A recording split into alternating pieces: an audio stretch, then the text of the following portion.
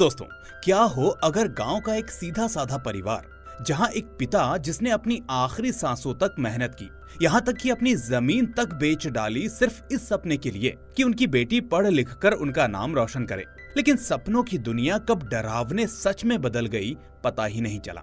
वो मासूम लड़की जिसे कलम उठानी थी, आज एक झटके में उसके और उसके पिता के साथ ऐसा कुछ हुआ कि दोनों के पैरों तले जमीन निकल गई। ये शानदार कहानी सच में आपको झकझोर कर रख देगी, इसलिए इसे अंत तक जरूर देखना। असमय एक ऐसी कहानी है जो दिखाती है कि एक गलती पूरी जिंदगी को कैसे हिला सकती है। इस सीरीज की कहानी इतनी दिल दहला देने वाली है कि इसका अंत आपको सच में रुला देगा। इसलिए बिना देरी किए शुरू करते हैं आज की ये शानदार एक्सप्लेनेशन। लेकिन आगे बढ़ने से पहले वीडियो को लाइक और चैनल को सब्सक्राइब करना ना भूलें। साथ ही अगर आपने अभी तक हमारे नए channel I explain Korean drama को चेकआउट नहीं किया है तो लिंक डिस्क्रिप्शन में है, उसे भी अपना भरपूर प्यार दें। तो कहानी की शुरुआत एक साधारण से परिवार से होती है। इस परिवार की बड़ी बेटी का नाम होता है उर्वी। ये पूरी कहानी उर्वी और उसकी जिंदगी के इर्द गिर्द घूमती है। यहाँ हम उर्वी और उसके भाई को अपने अपने कमरों में बैठकर पढ़ाई करते हुए देखते हैं। वहीं घर का माहौल कुछ ठीक नजर नहीं आता, क्योंकि ड्राइंग रूम में उनके पिता की ऊंची आवाज गूंज रही थी। वो गुस्से में थे और वजह थी उर्वी का किसी सरकारी विश्वविद्यालय में एडमिशन ना होना। असल में गवर्नमेंट यूनिवर्सिटीज में सीटें बहुत कम होती हैं। हर साल हजारों मेरिट स्टूडेंट्स मेहनत करते हैं, लेकिन केवल कुछ ही चुनिंदा लोग वहां तक पहुंच पाते हैं। उर्वी भी पढ़ाई में तेज थी। उसने एसएससी और एचएससी दोनों बोर्ड एग्जाम्स में अच्छा परफॉर्म किया था, लेकिन इतनी मेहनत और लगन के बावजूद वो इस एंट्रेंस एग्जाम को क्रैक नहीं कर पाती, जिसकी वजह से उसके पिता काफी भड़क रहे होते हैं। उनका सपना था उर्वी गवर्नमेंट यूनिवर्सिटी में पढ़े और फ्यूचर में एक अच्छी नौकरी करे। लेकिन जब सपना अधूरा रह गया तो अब उनके मन में निराशा और गुस्सा भर गया। इस बीच उर्वी के माता पिता उसकी शादी के बारे में सोचने लगते हैं, लेकिन उर्वी इस फैसले के लिए तैयार नहीं थी। उसका मानना था कि शादी से पहले उसे अपनी पढ़ाई पूरी करनी चाहिए। वो चाहती थी कि अच्छी शिक्षा लेकर वो एक डिपेंडेंट लेडी बने और अपने पिता का सहारा बने। उर्वी का सपना सिर्फ अपनी जिंदगी सुधारना नहीं था, बल्कि अपनी परिवार की देखभाल करना भी था। अगले सीन में हम आवाज 24 न्यूज के ऑफिस को देखते हैं। यहाँ पर हिमेश नाम का एक तेज तर्राट क्राइम रिपोर्टर काम करता है। हिमेश अपने ऑफिस के माहौल में हमेशा एक्टिव रहता है। वो अपने साथियों को अलग अलग मामलों पर एडवाइस और नए नए एंगल से सोचने की सलाह देता रहता है। इस बीच उर्वी के पिता भी ऑफिस में बैठे होते हैं। उनकी आंखों में परेशानी साफ दिख रही थी, क्योंकि उनकी बेटी उर्वी का किसी सरकारी विश्वविद्यालय में एडमिशन नहीं हो पाया था। उन्होंने अपनी उम्मीदों का बहुत बड़ा हिस्सा उसी सपने पर टिकाया था, लेकिन जब वो सपना टूट गया तो अब उन्हें सिर्फ पछतावा और दर्द महसूस हो रहा था। तभी उनका एक वरिष्ठ अधिकारी उन्हें समझाते हुए कहता है, क्यों ना अब उर्वी की शादी कर दी जाए। पढ़ाई का इतना झंझट करने से तो बेहतर है वो अपने घर गृहस्थी में लग जाए। इतना ही नहीं, वो अधिकारी उर्वी के लिए एक लड़के का रिश्ता भी बताता है। लेकिन जैसे ही उर्वी के पिता को उस लड़के के बारे में पता चलता है तो वो चौंक जाते हैं। असल में वो लड़का पहले जेल जा चुका था और कुछ समय सलाखों के पीछे भी बिता चुका था। ये सुनकर उर्वी के पिता तुरंत गुस्से में खड़े होकर कहते हैं कि वो अपनी बेटी का रिश्ता ऐसे इंसान से कभी नहीं जोड़ सकते। इसके बाद कहानी का एक और अहम किरदार सामने आता है। पुलिस ऑफिसर एसआई मुखलेस, जो मोटरसाइकिल पर तेजी से कहीं जा रहा होता है। तभी रास्ते में उसकी नजर एक आदमी पर पड़ती है जो सड़क किनारे उल्टियां कर रहा होता है। मुखलेस सोचता है कि वो सच में बीमार है। इंसानियत के नाते वो अपनी बाइक रोकता है, लेकिन तभी अचानक कुछ लोग आते हैं और मुखलेस को पकड़कर उसे साइड करके उसका महंगा मोबाइल छीनकर वहां से भाग जाते हैं। अब सीन एक कोर्ट में शिफ्ट होता है।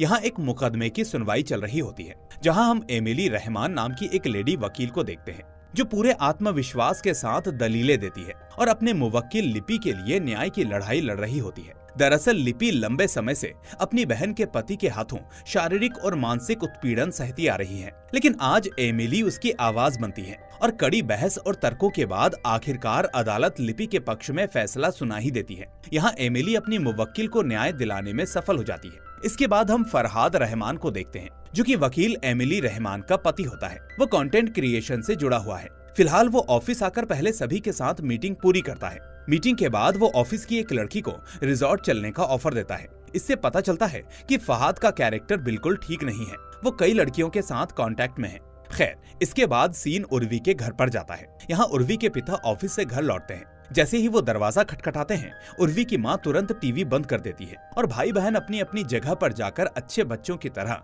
पढ़ाई में व्यस्त हो जाते हैं। पिता घर में आते हैं और परिवार में सभी को बताते हैं कि उन्होंने एक बड़ा फैसला लिया है। वो कहते हैं कि वो गांव की जमीन बेच देंगे और उसी पैसों से उर्वी को एक अच्छे निजी विश्वविद्यालय में पढ़ाएंगे। ये सुनकर उर्वी की खुशी का ठिकाना नहीं रहता। वो खुशी से उछल पड़ती है। असल में उसके पिता ने पहले सोचा था कि उस जमीन के पैसे से वो उसकी शादी धूमधाम से करेंगे, लेकिन अब उन्होंने अपनी बेटी के सपनों को प्राथमिकता दी है। आखिर हर माता पिता यही तो सोचते हैं कि उनका बच्चा पढ़े लिखे अच्छी नौकरी पाए और जीवन में सफल हो।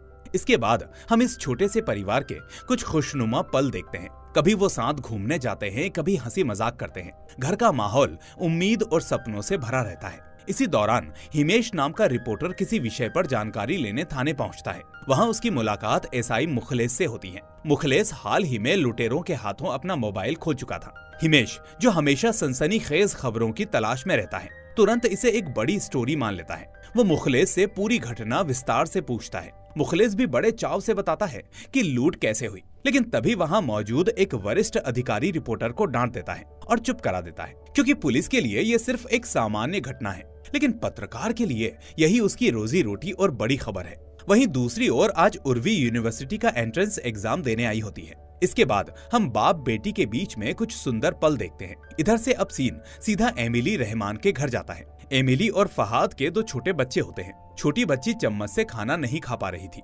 इस बात पर फहाद उसे डांटना शुरू कर देता है। फहाद चाहता था कि बच्चे भी अमीरजादों की तरह व्यवहार करना सीखे। दरअसल उसे हर चीज पर कंट्रोल करने की सनक थी, जिसके चलते रात में एमिली और फहाद के बीच में जबरदस्त लड़ाई हो जाती है। उनकी शादीशुदा जिंदगी हमेशा कलह से भरी रहती है। लड़ाई इस हद तक बढ़ जाती है कि वो एक दूसरे को थप्पड़ मारने लगते हैं, गाली गलौज करने लगते हैं। वहीं बगल के कमरे से उनके बच्चे अपने पेरेंट्स की इस लड़ाई को देख रहे होते हैं। भाई एक बात कहूँ, माँ बाप की लड़ाई का बच्चों पर बहुत ही बुरा असर पड़ता है। खैर, इसके बाद हम एक क्लासरूम को देखते हैं, जहाँ एक मैम मैनेजमेंट की क्लास ले रही थी, लेकिन रिमन नाम के लड़के का क्लास में ध्यान नहीं था। वो तो लड़कियों को देखने में लगा हुआ था। मैम ने उसे खड़ा करके पूछा कि बिजनेस फंडामेंटल क्या है, लेकिन उसने ऐसा जवाब दिया कि सभी हंसने लगे। इसके बाद 3 और लोगों से पूछा गया, लेकिन कोई भी जवाब नहीं दे पाया। फिर मैम ने उर्वी से सवाल किया। उसने सभी सवालों के सही जवाब दिए, जिसे देखकर सब हैरान रह गए। इसके बाद उर्वी कैंटीन में बैठकर किताब पढ़ रही होती है। तभी वहाँ इशरात, शुभ, लामिया और रिमन नाम के 4 दोस्त आते हैं। वो सभी उर्वी को कुछ खाने का ऑफर देते हैं, लेकिन वो कुछ भी नहीं खाती। फिर वो उससे दोस्ती करने की बात करते हैं और उर्वी बिना कुछ सोचे समझे मान जाती है। वहीं दूसरी ओर एसआई मुखलेस आज 24 न्यूज के ऑफिस में आता है। उसे अपना खोया हुआ फोन मिल गया था, इसलिए वो हिमेश को पार्टी देना चाहता था। जब हिमेश उसे अपनी बनने वाली हवेली में जाकर ड्रिंक्स लेने को कहता है, तो वो मान जाता है। इधर एग्जाम हॉल में उर्वी अपने नए दोस्तों को आंसर दिखा रही थी। सीधे शब्दों में कहें तो उसके दोस्त एग्जाम में अच्छे नंबर पाने के लिए उसे एक हथियार के रूप में इस्तेमाल कर रहे थे। एग्जाम के बाद सभी उर्वी को ट्रीट देते हैं। दरअसल उर्वी बहुत ही सीधी सादी लड़की थी, इसलिए वो कुछ समझ नहीं पाती। वहीं आज रात मुखलेस और हिमेश अपनी बनने वाली हवेली आए होते हैं। मुखलेस अपना मोबाइल वापस मिलने की खुशी में हिमेश को बियर पिलाता है, जिसके बाद दोनों अपनी अपनी जिंदगी के बारे में बात करने लगते हैं। हिमेश मुखलेस से कहता है कि अगर वो ज्यादा पिए तो वो उसे रोक ले, क्योंकि 4 पैग पीने के बाद वो खुद पर से कंट्रोल खो देता है। हिमेश मुखलेस से पूछता है कि वो सूखा नशा क्यों नहीं करता। हिमेश की बात सुनकर मुखलेस अपने अतीत में चला जाता है, जहां एक दिन मुखलेस ने छेड़छाड़ के आरोप में 3 लड़कों को गिरफ्तार किया था। उन्हें छुड़ाने के लिए उनमें से एक लड़के का रिलेटिव आता है। वो मुखलेस से उन्हें छुड़ाने की रिक्वेस्ट करता है। जब मुखलेस नहीं मानता तो वो उसे 5000 रुपए की रिश्वत देने की कोशिश करता है। अब मुखलेस मान जाता है। वो रिश्वत के पैसे लेने के लिए शहर से दूर एक बूढ़े आदमी के वेश में आता है। जब वो आदमी उसे पैसे देता है तो वो उन्हें नहीं ले पाता और उसके हाथ बुरी तरह से कांपने लगते हैं। मुखलेस उससे कहता है कि आई हेट घूस, आई हेट गांजा। इतना कहकर वो पैसे लिए बिना ही वहाँ से चला जाता है। मुखलेस ये सारी बातें हिमेश को अपने घर पर बता रहा था। अब फिर से सीन पास्ट में चला जाता है, जहाँ हम मुखलेस के पिता को उनके आखिरी पलों में देखते हैं। मुखलेस के पिता उससे कहते हैं कि वो कभी भी गांजा और रिश्वत ना ले। मुखलेस अपने पिता से वादा करता है। यही बात है कि मुखलेस उस आदमी से पैसे नहीं ले पाया। उसने अपने पिता से वादा किया था और वो ये बातें हिमेश के साथ शेयर करके थोड़ा हल्का महसूस करता है। उधर अब उर्वी सभी के साथ घुल मिल गई थी। वो खुद को अलग अलग तरीकों से संवारने लगती है और अब वो काफी स्मार्ट भी हो गई थी। शाम को वो सभी दोस्त एक साथ बैठकर मस्ती कर रहे थे। वो वहाँ नशा भी करते हैं। ईशा सिगरेट पीती है। वो उर्वी को भी सिगरेट पीने के लिए जोर देती है, लेकिन वो मना कर देती है। यहाँ शुभ ईशा को रोकता है, फिर शुभ उसे घर छोड़ देता है। धीरे धीरे शुभ और उर्वी के बीच में एक खूबसूरत दोस्ती का रिश्ता बन रहा था। इधर आज भी मुखलेस और हिमेश बनने वाली हवेली में ड्रिंक लेने आए होते हैं। हिमेश देखता है कि उसका बॉस एक खूबसूरत लड़की के साथ बार में आया है। वो खूबसूरत लड़की कोई और नहीं बल्कि उर्वी की नई दोस्त लामिया होती है। वो अक्सर ऐसे ही लोगों के साथ डेट पर जाती रहती थी। आज हिमेश पूरी एक बोतल शराब पी लेता है। फिर वो अपने बॉस के पास जाता है और उसे भला बुरा कहना शुरू कर देता है। मुखलेस भी उसके साथ शामिल हो जाता है और वो भी नशे में था। दोनों बहुत उलूल जुलूल बातें करने लगते हैं। ये सब देखकर लामिया चली जाती है। वहीं बार के दो गार्ड्स आकर हिमेश और मुखलेस को बाहर निकाल देते हैं। रास्ते में बैठे हिमेश को उल्टी आने लगती है। उन्होंने आज जरूरत से ज्यादा पी ली थी। बात में वो मुखलेस से बदतमीजी करने लगता है। वहीं मुखलेस को एक तरह की बीमारी होती है कि जब भी कोई उसका अपमान करता है, उससे बदतमीजी करता है या उसकी जॉब को लेकर कोई सवाल करता है तो उसका माथा सनक जाता है। इसके बाद सीन वापस से यूनिवर्सिटी में जाता है, जहां हम रिमन, ईशा, लामिया और उर्वी को बैठकर गपशप करते हुए देखते हैं। ईशा कहती है कि परसों शुभ का जन्मदिन है। वो सभी उसे सरप्राइज देने की प्लानिंग करते हैं और फिर सभी रात भर पार्टी करने का डिसाइड करते हैं। लेकिन उर्वी राजी नहीं होती क्योंकि उसके माता पिता उसे बाहर निकलने नहीं देंगे। तब उसके दोस्त उसे ग्रुप स्टडी का बहाना बनाकर घर से बाहर निकलने का आइडिया देते हैं। अब रात के प्लान के अकॉर्डिंग उर्वी अपने माता पिता से ग्रुप स्टडी के बारे में कहती है। पहले तो वो राजी नहीं होते, लेकिन फिर अपनी बेटी की पढ़ाई के बारे में सोचकर वो मान जाते हैं। इधर आज हिमेश मुखलेस से मिलने थाने आता है। उस दिन शराब पीकर उसने मुखलेस को भी भला बुरा कहा था, इसलिए वो उससे बहुत नाराज होता है और हिमेश से फिलहाल कोई बात करना नहीं चाहता। लेकिन हिमेश बहुत चतुराई से उसका गुस्सा शांत कर देता है। उधर रात को उर्वी के पिता उसे ईशा के घर के सामने छोड़ देते हैं। जैसे ही उर्वी ईशा के घर जाती है, वो उसे जबरदस्ती एक छोटी ड्रेस और जीन्स पहना देती है। फिर वो सभी रिजॉर्ट के लिए निकल पड़ते हैं। रास्ते में ठीक 12 बजे वो अपनी कार रोकते हैं और शुभ को बर्थडे विश करते हैं। वो शुभ को महंगे महंगे गिफ्ट्स भी देते हैं, लेकिन उर्वी उसे एक सिंपल कुर्ता गिफ्ट में देती है। ये देखकर रिमन और लामिया उस पर हंसने लगते हैं। इसके बाद रिमन, लामिया और ईशा कार से निकल जाते हैं क्योंकि उर्वी और शुभ एक साथ जाने वाले थे। लेकिन उर्वी को उनकी बातों का बुरा लगा था, इसीलिए वो उदास खड़ी थी। शुभ ये बात नोटिस कर लेता है और उससे कहता है कि वो बुरा ना माने। उसे ये गिफ्ट सच में बहुत पसंद आया है क्योंकि किसी ने भी उसे कभी कुर्ता गिफ्ट में नहीं दिया था, इसीलिए वो इस गिफ्ट को पाकर सच में खुश है। ये कहकर शुभ दोस्ती के तौर पर उर्वी के गले लग जाता है। लेकिन ठीक उसी समय कुछ गुंडों की एक कार उनके पास से गुजरने लगती है। उनमें से एक शुभ और उर्वी को उस हालत में देखकर वीडियो बनाने लगता है। इससे शुभ को गुस्सा आ जाता है और वो उन्हें डांटने लगता है। तभी प्रिंस नाम का एक लड़का कार से नीचे आता है और शुभ और प्रिंस के बीच में बहस होने लगती है। यहाँ शुभ उन्हें बस्ती के लड़के कहकर बुलाता है। वहीं प्रिंस उर्वी और शुभ को निशाना बनाते हुए गंदी गंदी बातें करने लगता है। एक समय पर सड़क के बीच ही उनके बीच में जबरदस्त लड़ाई शुरू हो जाती है। प्रिंस और उसके साथ के लड़के शुभ को मारने लगते हैं। तभी एक धक्का लगने से अचानक प्रिंस एक ट्रक के सामने आ जाता है और मौके पर ही उसकी मौत हो जाती है। जिसके कुछ समय बाद ही पुलिस वहां आती है और प्रिंस का शव पोस्टमार्टम के लिए भेज दिया जाता है। उर्वी को मेन सस्पेक्ट के रूप में अरेस्ट कर लिया जाता है। शुभ को भी थाने ले जाया जाता है। ये मामला और पेचीदा हो जाता है क्योंकि प्रिंस राजनेता आलमगीर शम्स का भतीजा था। इस घटना से चारों ओर हंगामा मच जाता है। शुभ के पिता उसे छुड़ाने के लिए थाने आते हैं। वो सभी को पैसे खिलाकर शुभ को छुड़ाकर ले जाते हैं और कहते हैं कि सारा दोष उर्वी पर डाल दिया जाए। पुलिस उसी के अनुसार मामला दर्ज करती है और शुभ अपने पिता की बात मानकर अमेरिका चला जाता है। वो सोचता है कि इन सब पचड़ों में पड़कर वो अपना फ्यूचर खराब क्यों करे। इस बीच उर्वी का क्या होगा ये कोई नहीं सोचता। शुभ ने आखिरकार अपना स्वार्थी रूप दिखा ही दिया था। अब सुबह होने से पहले ही उर्वी के माता पिता दौड़कर थाने आते हैं। वो उर्वी को थाने में इस तरह के कपड़ों में देखकर सदमे में आ जाते हैं क्योंकि उन्होंने अपनी बेटी को ऐसे कपड़ों में कभी नहीं देखा था। उर्वी के पिता इतने सदमे में थे कि वो बिना कुछ कहे बाहर निकल आते हैं। उनके पीछे पीछे उनकी पत्नी भी थाने से बाहर आ जाती है। बाहर आते ही उनकी मुलाकात पत्रकारों से होती है। वो उर्वी के बारे में उल्टी सीधी बातें करने लगते हैं। वो कहते हैं कि उर्वी सड़क छाप लड़की है जो लड़कों को निशाना बनाती है और उनसे पैसे ऐंठती है और उन्हीं पैसों से वो उस यूनिवर्सिटी में पढ़ती है। दोस्तों, कहानी का ये सीन सच में बहुत ही दर्दनाक होता है, जहाँ दो असहाय माता पिता अपने बच्चों के लिए रो रहे होते हैं। उन्होंने अपनी बेटी को पढ़ाई के लिए भेजा था और अब ये सब हो गया। अब वो क्या करेंगे, कहाँ जाएंगे? उनके पास ना तो इतना पैसा है और ना ही कोई राजनीतिक ताकत। बारिश में वो दोनों सड़क पर बैठकर रोने लगते हैं। दोस्तों, सचमुच ये सीन देखकर आंखों में आंसू आ जाते हैं। इसके बाद सीन एमिली और फहाद की तरफ शिफ्ट होता है। फहाद नशे में था। वो नशे की हालत में एमिली के साथ शारीरिक संबंध बनाने के लिए जोर जबरदस्ती करने लगता है और ये सीन यहीं पर कट हो जाता है। इसके बाद हम शुभ के चाचा आलमगीर शख्स को देखते हैं जो उर्वी के खिलाफ मुकदमा दायर करता है। वो कहता है कि उर्वी एक वेश्या है जो रात में गुलशन और बन्नी की सड़कों पर खड़ी रहती है। फिर वो अमीर लड़कों को निशाना बनाती है और उनसे पैसे ऐंठती है। जब प्रिंस ने मना कर दिया तो उसने उसे मार डाला। यहाँ उर्वी के मामले की जांच एसआई मुखलेस कर रहा था। वहीं उर्वी के लिए पूछताछ के लिए उसे ले जाया जाता है। मुखलेस उससे कहता है कि वो ये स्वीकार कर ले कि उसने प्रिंस को मारा है। वो उससे इसका कारण पूछता है। उर्वी बार बार कहती रहती है कि उसने प्रिंस को नहीं मारा, उसका प्रिंस से कोई कनेक्शन नहीं था, लेकिन कोई उसकी बात नहीं सुनता और उर्वी को अदालत में भेज दिया जाता है। और चारों ओर प्रेस और मीडिया में ये खबर तेजी से फैलने लगती है। यहाँ कोर्ट में दूसरे पक्ष का वकील दावा करता है कि उर्वी एक आपराधिक गिरोह से जुड़ी है। वो पैसों के लालच में लड़कों के साथ शारीरिक संबंध बनाती है और फिर उन्हें ब्लैकमेल करती है। वो उन्हीं पैसों से निजी विश्वविद्यालय में पढ़ती है और एक आरामदायक जीवन जीती है। उर्वी बार बार मना करती है कि उसने ऐसा कुछ नहीं किया। इधर उसके माता पिता के पास उसे बचाने के लिए कोई वकील नहीं था। दूसरी ओर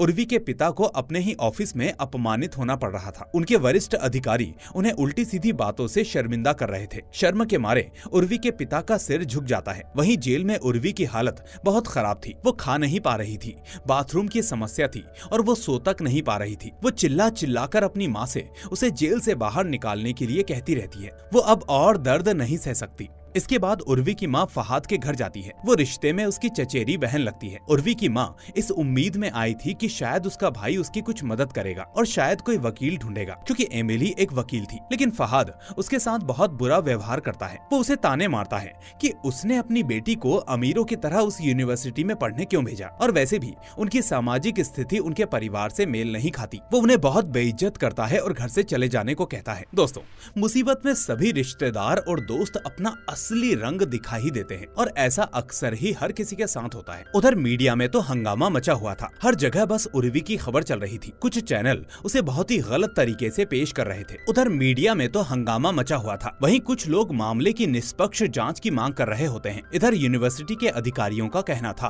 कि उर्वी बहुत ही शांत और अच्छी लड़की है, वो ऐसे कामों में शामिल नहीं हो सकती। वो न्याय की मांग करते हैं। इस बीच उर्वी के दोस्त एकदम शांत होते हैं। वो कोई भी कानूनी झमेले में पढ़ना नहीं चाहते, इसलिए वो दूर दूर रहने लगते हैं। और शुभ तो अमेरिका ही चला गया था। वहीं हम हिमेश को देखते हैं जो शुरू से ही मानता है कि उर्वी कातिल नहीं है और ये एक हादसा है, इसलिए वो घटना स्थल पर जाता है ताकि कोई गवाह या सीसीटीवी फुटेज मिल सके, लेकिन नतीजा शून्य ही रहता है। उधर एमिली रहमान खुद थाने आती है ताकि वो उर्वी के केस के बारे में जानकारी ले सके, क्योंकि उसे लगता है कि उर्वी निर्दोष है और उसे फंसाया जा रहा है। वो मुखलेस से बात करती है, लेकिन मुखलेस उसे थाने के अंदर कोई जानकारी नहीं दे पाता, क्योंकि उसके वरिष्ठ अधिकारी उस पर नजर रखे हुए हैं ताकि शुभ का नाम कहीं ना आए। इधर जेल में एक सख्त महिला उर्वी को परेशान करना शुरू कर देती है। फिर सीन अदालत में शिफ्ट होता है। उर्वी पर लगातार झूठे आरोप लगाए जा रहे थे, लेकिन आज उर्वी के वकील के रूप में एमिली रहमान मौजूद होती है। वो कहती है कि उर्वी के पिता ने जमीन बेचकर विश्वविद्यालय की सभी सेमेस्टर की फीस एक साथ चुका दी थी। विश्वविद्यालय के अधिकारियों ने उनकी स्थिति को देखते हुए कुछ छूट भी दी थी। वो सभी दस्तावेजों को अदालत में पेश करती है। वो उर्वी की जमानत की मांग करती है, लेकिन अदालत इसे खारिज कर देती है। यहाँ तक कि अदालत की सुनवाई भी फिर से टाल दी जाती है। बाद में उर्वी के मामले का फैसला सुनाया जाता है। आज भी उर्वी के माता पिता में से कोई भी अदालत में मौजूद नहीं था। एमिली जेल में उर्वी से मिलती है। वो उसे सांत्वना देती है, जिससे उर्वी फूट फूट कर रोने लगती है। अब हम वापस एमिली के घर को देखते हैं। उसके दो छोटे बच्चे खेलते खेलते शराब पी लेते हैं, जिससे दोनों की हालत बिगड़ने लगती है। उन्हें तुरंत अस्पताल ले जाया जाता है और समय पर आने की वजह से उसके बच्चे बाल बाल बच जाते हैं। इस घटना के बाद फहाद को अपनी गलती महसूस होती है कि अगर उसने घर पर शराब नहीं रखी होती तो उसके बच्चों की यह हालत नहीं होती। इधर प्रिंस के दोस्त शुभ के बर्थडे वाला वीडियो सोशल मीडिया पर डाल देते हैं। सभी लोग उर्वी के बारे में बुरी बुरी टिप्पणियां करने लगते हैं। एमिली उस वीडियो को अदालत में पेश करती है और सभी को बताती है कि उस दिन वो सभी दोस्त शुभ का बर्थडे मनाने के लिए वहां गए थे। उस दिन शुभ ने उर्वी को केवल एक दोस्त के रूप में गले लगाया था। वो बार बार ये साबित करने की कोशिश करती है कि उर्वी का उससे और उसके दोस्तों से कोई पुराना संबंध नहीं था। वहीं दूसरे पक्ष का वकील प्रिंस के दोस्त मालू को कटघरे में बुलाता है। वो कहता है कि उर्वी ने उनसे 20,000 रुपए की मांग की थी। हालांकि ये बात पूरी तरह से झूठी और बेबुनियाद थी, लेकिन पर्याप्त सबूत न होने के कारण आज की सुनवाई में भी उर्वी को जमानत नहीं मिलती। इसके बाद वकील एमिली उर्वी के घर आती है और उसकी माँ से मिलती है। उर्वी के पिता घर पर नहीं थे। उर्वी की माँ रिश्ते में एमिली की भाभी लगती है। वो उसे बताती है कि वो उर्वी की तरफ से लड़ रही है। उर्वी की माँ ये सुनकर बहुत भावुक हो जाती है। उसके पास उसे देने के लिए कोई पैसा नहीं था, इसलिए वो अपनी सास की दी हुई याद के तौर पर अपने हाथ की सोने की चूड़ियां एमिली को दे देती है। वो उससे कहती है कि किसी भी तरह से उसकी बेटी को छुड़ा लाए। एमिली चूड़ियां लेने से मना कर देती है, बल्कि वो उनसे उर्वी से मिलने को कहती है। वो बोलती है कि आपकी लड़की को इस समय मानसिक सहारे की जरूरत है। उधर एसआई मुखलेस और क्राइम रिपोर्टर हिमेश भी एमिली को अलग अलग तरीकों से मदद कर रहे थे। वो भी चाहते थे कि इस सीधी साधी लड़की को न्याय मिले। आज मुखलेस उर्वी के दोस्तों से पूछताछ करने आता है। जब वो इशरात से मिलता है तो इशरात उसे बताती है कि वो अपनी कार लेकर पहले ही निकल गए थे, इसीलिए वो नहीं जानती कि घटना स्थल पर क्या हुआ। और शुभ तो अपने फ्यूचर के लिए अमेरिका चला गया है। उर्वी का क्या हुआ इससे उसे कोई फर्क नहीं पड़ता। दोस्तों, अमीरजादे हमेशा साधारण लड़कियों के साथ खेल खेलना पसंद करते हैं। उन्होंने अपने स्वार्थ के लिए उर्वी से दोस्ती की थी और आज उर्वी का क्या हुआ ये कोई मायने नहीं रखता। उर्वी के बाकी दोस्त भी एक बार भी उससे जेल में मिलने नहीं गए थे। इधर उर्वी के परिवार की हालत भी अच्छी नहीं थी। उसके पिता को सड़कों पर बहुत अपमान सहना पड़ रहा था। और दोस्तों, ये परिवार कितनी दुख भरी जिंदगी जी रहा है ये आम शब्दों में बयां करना बहुत मुश्किल है। खैर, वहीं लगातार अपमानित होते होते उर्वी के पिता भी अब थक चुके थे। वो अब और नहीं सह सकते थे। उन्होंने अपनी आखिरी संपत्ति बेचकर अपनी बेटी को पढ़ने भेजा था। उन्होंने अपने जीवन में कोई सुबह नहीं देखी थी। उनके लिए ये 2 बच्चे ही उनकी जिंदगी थे और आज अपनी बेटी की वजह से उन्हें इतना अपमान सहना पड़ रहा था। इस सबसे तंग आकर जब रात में वो घर लौटते हैं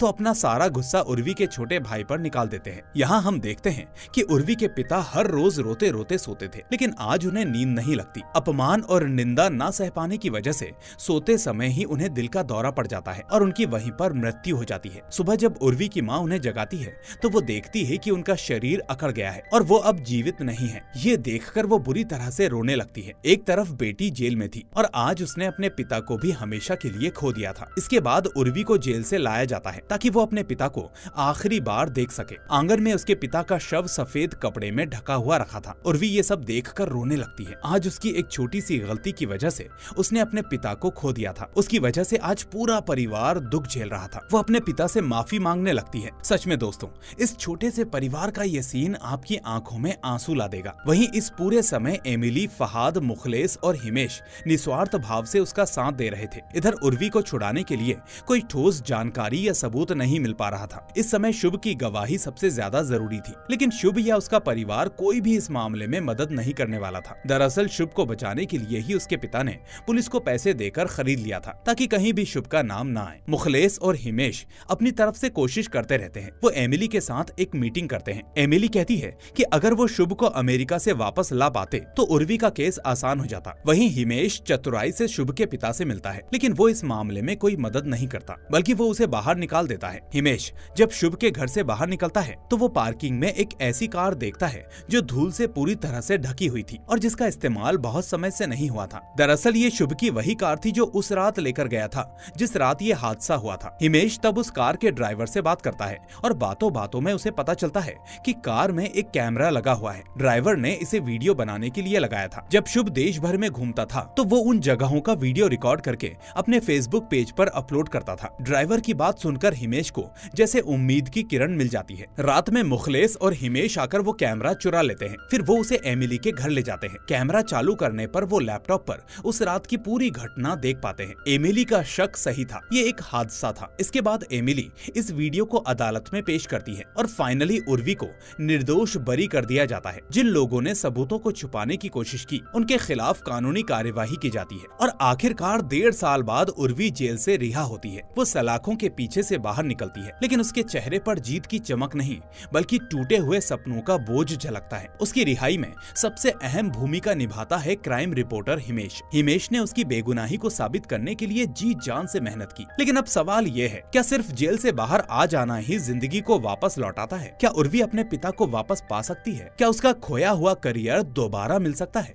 जवाब है नहीं, क्योंकि उसका पूरा परिवार बिखर चुका है और उसके सपनों की नींव ढह चुकी है। मीडिया के सामने खड़ी उर्वी की आंखें भर आती हैं। वो कहती है, मैंने बार बार कहा था कि मैं निर्दोष हूँ, लेकिन क्या आप लोग मेरे पिता को वापस ला सकते हैं? क्या आप मेरा 1.5 साल का करियर लौटा सकते हैं? इतना कहते ही उसकी आवाज टूट जाती है। वो कैमरे के सामने फूट फूट कर रो पड़ती है। उसकी सिसकियां सिर्फ उसकी पीड़ा नहीं, बल्कि उन तमाम बेटियों की कहानी है जो गलत संगत और हालात के जाल में फंसकर अपनी जिंदगियां खो देती हैं। और इसी सीन के साथ ये कहानी अपने अंत पर पहुंचती है। लेकिन ये अंत सिर्फ कहानी का नहीं, बल्कि एक पिता के सपनों का, एक बेटी की मासूम इच्छाओं का और एक परिवार की उम्मीदों का भी है। सच कहें तो जो खो जाता है उसे कोई वापस नहीं ला सकता। अगर उर्वी ने अमीर और बिगड़ैल लड़के लड़कियों की संगत न अपनाई होती, अगर उसने गलत दोस्तों का हाथ न थामा होता, तो शायद आज तस्वीर बिल्कुल अलग होती। आज उर्वी अपने पिता का सपना पूरा कर रही होती, अपने परिवार का सहारा बन रही होती और खुद भी